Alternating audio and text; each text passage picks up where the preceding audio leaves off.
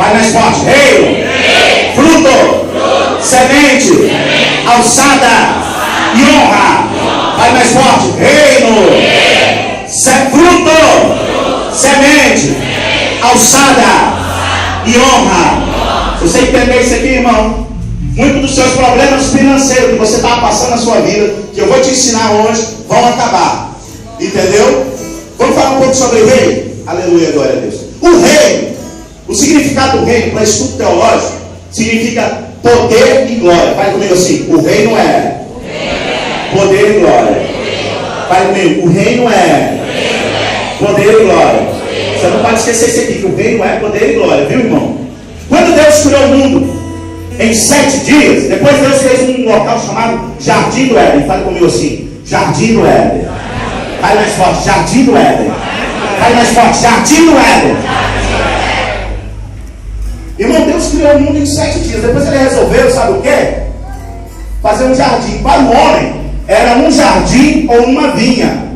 Como é que é, pastor? Para o homem, era um jardim e uma vinha. Mas para Deus, era uma fatia do reino. O que é isso, pastor? Deus foi como se Deus fizesse um bolo bem bonito e resolvesse tirar um pedaço desse bolo e colocar na terra para o homem. Era o reino. O jardim, irmão, era para Deus um pedaço do reino. E aí o que Deus fez quando Deus cria o jardim? A primeira pessoa a estar no jardim, todo mundo pensa que foi Adão. Não foi Adão. Como é que é, pastor? Eu pensei toda a minha vida que foi Adão. Não foi Adão. Sabe quem foi que estava lá primeiro? Era o diabo. Aí você fala assim para mim assim: prova, pastor. Fala assim: prova, pastor. Abra sua Bíblia lá. Pega a sua Bíblia. Ezequiel 28, versículo 13. Aleluia, glória. Pega a sua Bíblia, pega a sua Bíblia. Ezequiel 28, versículo 13. Eu vou te mostrar na palavra. Quem estava lá primeiro? Quem estava lá primeiro? Eu vou te mostrar. Quando Deus fez o jardim, olha só. Ezequiel 28, versículo 13. Por favor, rápido. Acelera aí. Ezequiel, um dos profetas maiores no Velho Testamento. Aleluia, glória a Deus. Logo depois Lamentações de Jeremias. Aleluia. Todos encontraram? Diga amém. Amém. Vamos ler? Olha o que diz as Escrituras. Estava no Éden, jardim de Deus, e toda pedra preciosa era a tua cobertura: sardônio, topázio, diamante, ônix, jaspe, safira, carbuco, esmeralda, ouro e obra dos seus tambores e dos seus pífaros estavam em ti. No dia em que foste criado, foram preparados. Tu eras querubim ungido para proteger, e te estabeleci no monte de Deus, estava no meio das pedras afogueadas. Perfeito eram os teus caminhos desde o dia que foste criado, até o dia que achou iniquidade em ti. Na multiplicação do teu comércio, encheu o teu interior de violência e pecaste. Pelo que te lançarei profanado fora do monte de Deus, e te farei perecer, ó querubim protetor, entre pedras afogueadas. Primeira coisa, irmão, o que a Bíblia diz? Que ele estava no Éden, jardim de Deus. Aí o que aconteceu, irmão? A Bíblia começa a falar um monte de sequência aqui, ó, sobre joias preciosas. Fala assim, ó, ônix, safira, topázio. Aí no final do versículo fala assim, ó, no dia em que foste criado, foram preparados. Irmão, a igreja hoje tem adquirido o maior folclore, falando que o diabo era um regente de um coral lá no céu. Não existe isso na Bíblia. Não tem isso na palavra. Que a igreja, que o diabo era um regente de coral lá no céu. Isso daqui era que o diabo era. Esse aqui fala de uma vestimenta sacerdotal. Você sabe o que o diabo era no céu? Um disperseiro. Passou como é que é? Ele era um disperseiro, ele levava as pedras afogueadas a Deus. E ele era conhecido como querubim protetor. Fale comigo assim: querubim. Fale mais forte: querubim protetor. Aí o que a palavra diz? Ele era conhecido porque ele protegia alguma coisa, pastor.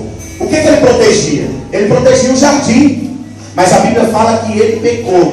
Eu não vou entrar em detalhes sobre a história do diabo, senão eu vou demorar aqui umas 2 horas ministrando só sobre isso. Mas quando o diabo pega, esperto o direito de estar ali naquele lugar e de estar debaixo da presença de Deus, a Bíblia fala assim, ó, olha só, que Deus lançou ele fora do Monte Santo. Ele teve que sair fora da presença de Deus. Aí Deus resolve fazer o homem. E Deus coloca o homem no jardim. Outro dia eu vi uma pessoa dizendo que se o homem estivesse no jardim, ele não precisava de trabalhar. Aí eu falei, oh, mentira. Irmão, Deus colocou o homem no jardim com uma finalidade. Aleluia, glória a Deus. Vamos ver lá que finalidade é essa? Abre lá a sua Bíblia lá. Gênesis, aleluia, glória a Deus. Capítulo 2. Aleluia, glória a Deus. Abre a sua Bíblia, Gênesis 2. Olha o que diz as Escrituras. Gênesis 2. Oh glória. Versículo 15 ao 16. Aleluia, glória a Deus. Gênesis 2, versículo 15 e 16 e 17. Aleluia, Gênesis, primeiro livro da Bíblia. Olha qual foi a finalidade que Deus colocou o homem no jardim depois que o diabo pegou e perdeu a vez dele. Olha só. Quantos encontraram? Diga amém. Amém. Olha só. E tomou o Senhor Deus o homem e o pôs no jardim do Éden para lavrar e o guardar. E ordenou o Senhor Deus ao homem dizendo: de toda árvore do jardim comerás livremente, mas da árvore de ciência do bem e do mal, dela não comerás, porque no dia que dela comeres, certamente morrerás. Aí o que Deus faz? Olha, você vai ficar aqui no jardim e você vai ter que trabalhar. Olha, a palavra aqui para lavrar é a palavra para lavoura, para plantio, irmão. Aí o que Deus fez? Deus resolveu fazer um contrato, porque o jardim não era do homem. Como é que é, pastor? O reino nunca foi do homem, o reino é de Deus.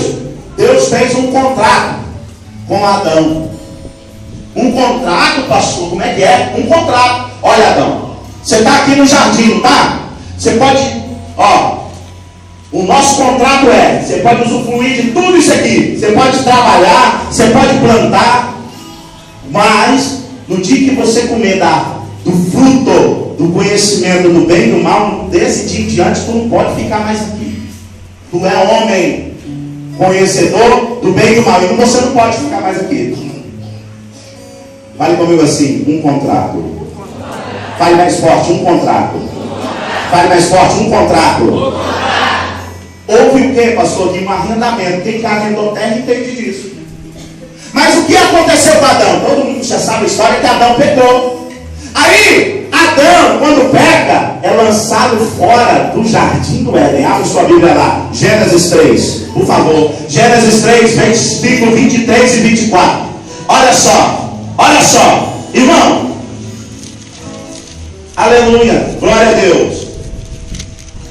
Olha só, Gênesis 3, versículo 23 e 24. Olha o que diz as Escrituras. E o Senhor Deus, pois, lançou fora do jardim do Éden, para lavrar a terra de que fora tomada. E havendo lançado fora, pôs querubins ao oriente do jardim do Éden, e uma espada inflamada que andava ao redor, para guardar o caminho da árvore da vida.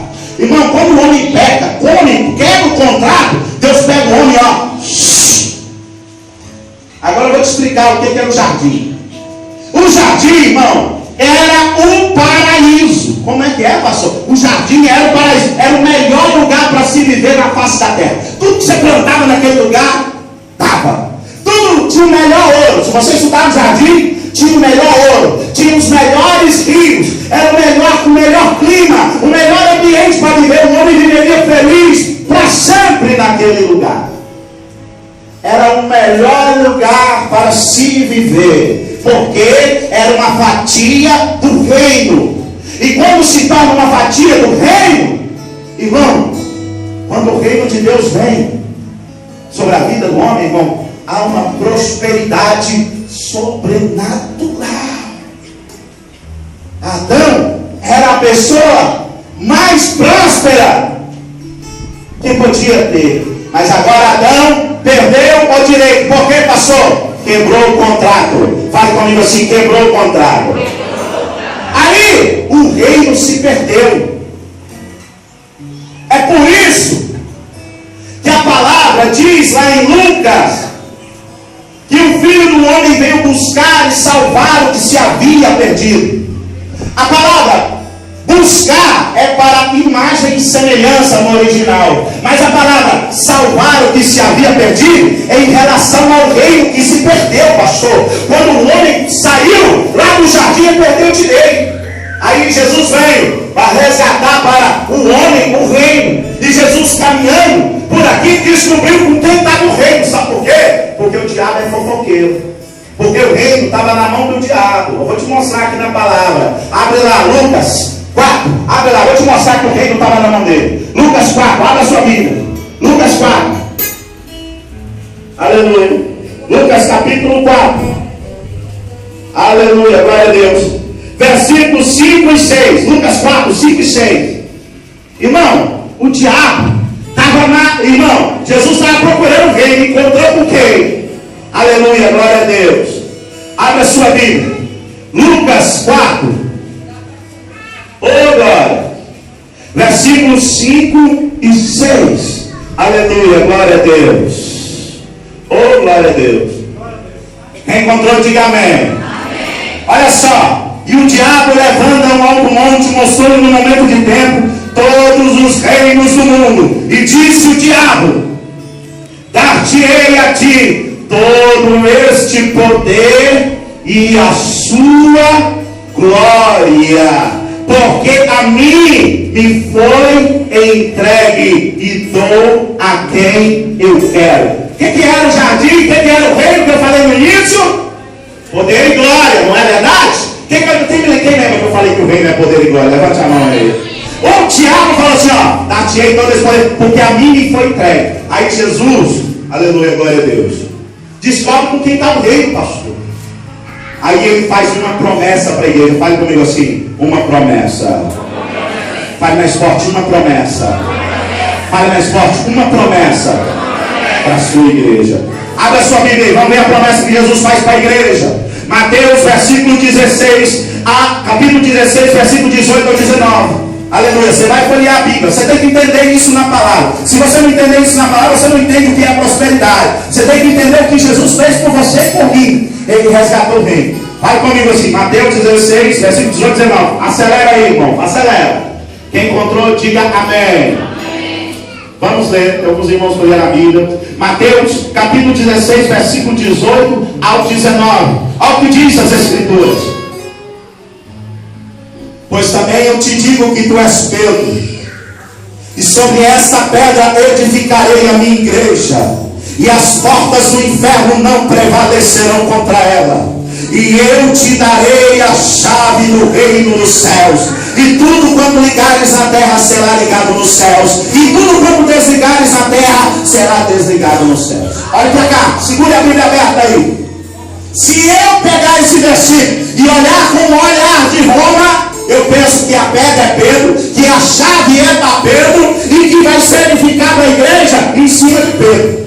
Mas quando eu olho com a ótica de Jerusalém, esse versículo, eu descubro que a pedra é Jesus, que a igreja foi edificada em Jesus, e que a chave é para a igreja. Pastor, quando é que Jesus me dá a chave do reino de volta para nós, e dá essa promessa para a igreja? Quando Jesus sobe na cruz do Calvário, irmão, e morre por mim, por você, ele entrega na sua mão a chave do reino de volta.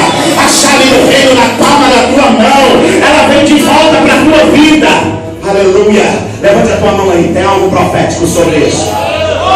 Quem é a igreja de Jesus? Levante a mão. Fala assim comigo assim, eu sou uma igreja. Fale mais forte, eu sou igreja de Jesus. Fale mais forte, eu sou igreja de Jesus.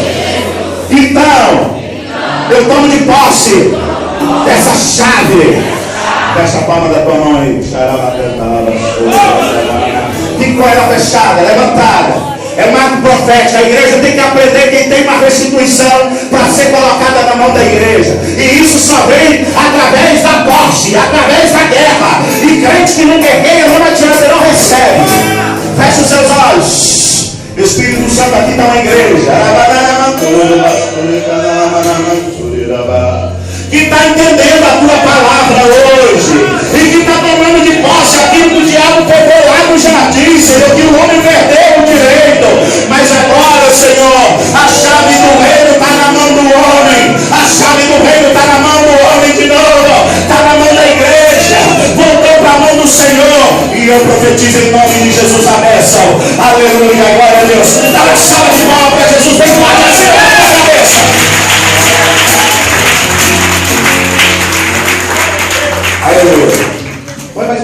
retorno para mim, eu queria estar esperando. Aleluia.